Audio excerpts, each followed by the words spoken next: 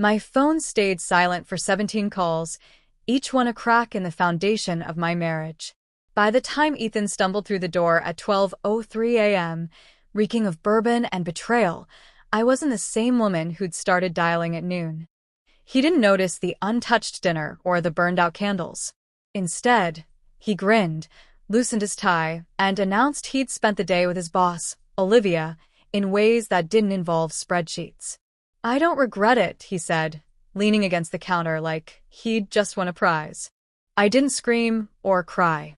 I finished my salad, fork steady and planned. The next morning, when he expected his usual coffee and eggs, he found something else waiting, a reckoning that ended everything. That morning had started like any other in our 15-year marriage. At 5:45 a.m., I was in the kitchen, grinding Ethiopian coffee beans for Ethan's pour-over, 2 teaspoons of raw sugar, no milk. Toast with avocado sliced just so. I knew his preferences like a second language, honed over years of quiet care. He shuffled downstairs at 6:20 muttering, "Morning, love," his lips brushing my forehead as he grabbed his mug. "Big day with Olivia," he said, already texting. "Don't wait up." Olivia Vance, his new boss of 4 months, was a name that had crept into our conversations like an uninvited guest. Brilliant, driven, always meeting Ethan late. I'd met her once at a company gala, tailored suit, sharp smile, eyes that sized me up like I was competition, not a wife. "Date night tonight," I reminded him, pointing to the fridge calendar. "First Wednesday of the month, our ritual for a decade." "Wouldn't miss it, Nora," he said, but his phone screen held his attention. The late nights had started small: Wednesdays for team syncs, then Mondays, then any day Olivia snapped her fingers. New cologne, too, something crisp and costly, not the cedarwood I'd gifted him every birthday. "Office air fresheners," he'd explained when I noticed. "Olivia's into ambience." His phone. "Got a passcode, too." "Corporate security," he said, snatching it back when I tried to check the weather. I should have seen it then, but 15 years of trust blinds you. I spent the day as usual, managing the community center, organizing youth programs, eating a quick lunch of hummus and pita. My sister, Lauren, a divorce attorney, had warned me last week over coffee. "Check your counts, Nora. He missed your anniversary dinner." I saw his car at the Crest Hotel during my deposition. I'd brushed it off. Ethan was busy, climbing the corporate ladder, but doubt had started to root. For our date night, I'd planned Ethan's favorite, homemade ravioli, ricotta from the Italian market, a bottle of Pinot Noir we'd saved from our Napa trip. I wore the blue dress he loved, the one he said made my eyes glow like sapphires. At 6 p.m., I texted, "Dinner's ready." No reply. By 7 o'clock, the ravioli was cold. I called. Voicemail. By 8:30, after 5 unanswered calls, I opened the wine. By 10 o'clock, call 10, I was pacing, the candles dripping onto the tablecloth we'd bought for our wedding.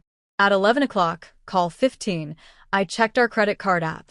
A $350 charge at Crest Hotel's lounge. 8:12 p.m. oysters, champagne, 2 entrees. My heart didn't break, it hardened. Call 17, 11:50 p.m., was my last. I wasn't begging anymore. I was preparing. When Ethan walked in, whistling, I was at the table, eating alone. The perfume hit first, floral, aggressive, not mine. "Tough day?" I asked, voice calm. He grabbed a whiskey, oblivious to the cold ravioli. "You could say that." Then he dropped it. I was with Olivia. Her office, her car, the Crest. Multiple times, Nora. And I'd do it again. I chewed slowly, swallowed, set my fork down. "Sounds productive," I said. He blinked, expecting tears, not sarcasm. "You're not upset?" I took another bite. "The ravioli's overcooked. That's upsetting." He stammered, thrown off. "We need to talk." I stood, cleared my plate. "Sleep in the guest room. We'll talk when I'm ready." By 3 a.m., I was at my laptop, building Project Eclipse. I transferred $38,600 from our joint savings to my personal account, opened after his cologne changed. I canceled his supplementary credit cards, 3 clicks, 3 confirmations. I downloaded our text history, his messages to Olivia glowing like evidence. You're a game changer. Can't stop thinking about last night. I scheduled meetings with 2 divorce attorneys, Lauren first. By 5:30, I was cooking. Not for Ethan, but for my guest. At 7 o'clock, I called Javier, my colleague from the community center. Charismatic, marathon runner build, quick with a laugh. He owed me for covering his shifts. Want to earn $150 eating breakfast and stirring trouble? I texted. Name the time, he replied. I wore my favorite sundress, hair loose, makeup sharp. Ethan's breakfast was perfect. Avocado toast, pour over coffee, bacon crisp enough to snap. Javier arrived at 7:25, grinning. This is going to be fun. Ethan stumbled downstairs at 7:40, expecting his usual. Instead, he found Javier in his chair, halfway through his toast. Morning, I said, pouring Javier coffee. Javier's enjoying your breakfast.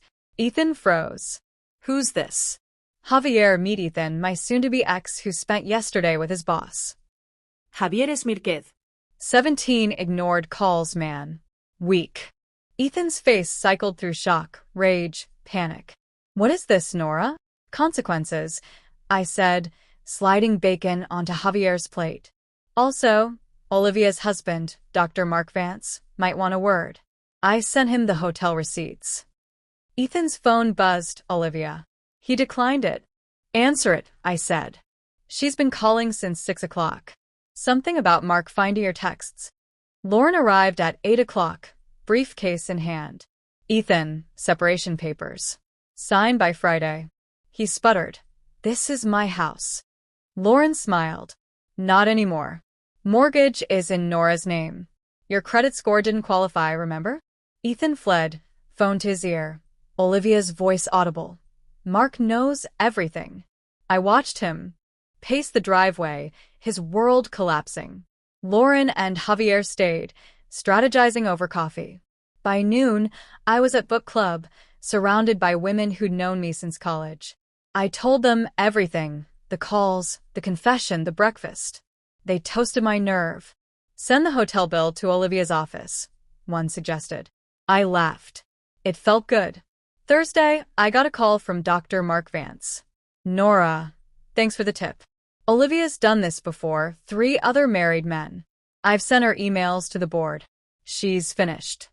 He invited me to dinner at La Vigna, Olivia's favorite spot. Wear something bold, he said.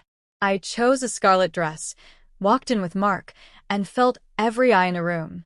We toasted to freedom at Olivia's usual table, phones snapping photos. Social media was ablaze by dessert.